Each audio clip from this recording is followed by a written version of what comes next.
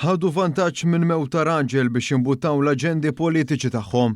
Dan kien innotat mill-Ministru għas-Saħħa Joe Janabela f'artiklu li kiteb fuq il-Gazzetta The Malta Independent fejn irrakkonta dak li seħħ minn wara l-mewta Stephen Manjon fl-emerġenza tal-Isptar Mater Dei nhar is-27 ta' Awwissu li għadda.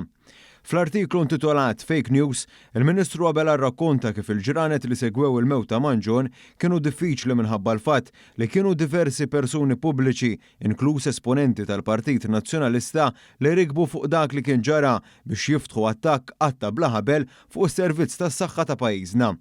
Abela ddikjara kif ftit wara li bdew ħirġin l-allegazzjonijiet iddeċida li jaħtar inkjesta indipendenti li timxi b'mod parallel ma' dik maġisterjali li twaqfet b'mod awtomatiku.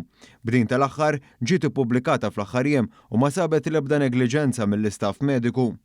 Il-Ministru fakkar ftit minn dak li ntqal fuq il-mezzi soċjali, apparti l-istqar kif kien ikkuntattjat minn diversi professjonisti fil-qasam tas-saħħa li infurmawh li kienu qegħdin jiġu soġġetti għal abbuż mill-pazjenti u qrabathom.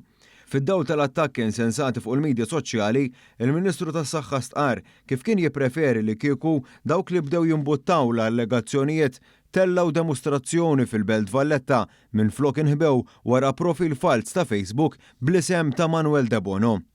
Kien hawn li l-Ministru qabel akkundanna l-aġir tal-Oppożizzjoni Nazzjonalista b'mod partikolari tad-deputati Adrian Delija u Ian Vassallo Ħaġi li indirizzaw konferenza tal-aħbarijiet l-għadda tal-mewta Manjon, dan fil-waqt li stedinhom biex iżuru l-Isptar Mater Dei u jaraw il-ħidma li tkun għaddejja ta' kuljum.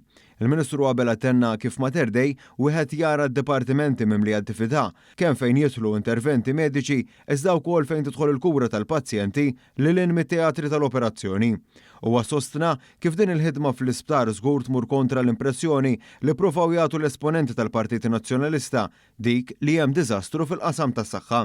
Bekk irrimarka kif dan kien biss episodju ieħor ta' fake news minn ta' gruppi fil-pajjiż u li l-Partit Nazzjonalista għamilhom tiegħu. Il-Ministru Joe Janabela għalhekk tenna kif mhux veru li dawn in-nies jimpurtom mill-pazjenti, anzi jużaw lill-pazjent għal skopijiet partiġani. Abela temm l-artiklu billi qal li mhux se jikkummenta dwar jekk dawn u mhix kapaċi li jtejbu s-servizz tas-saħħa meta jużawh b'dan il-mod.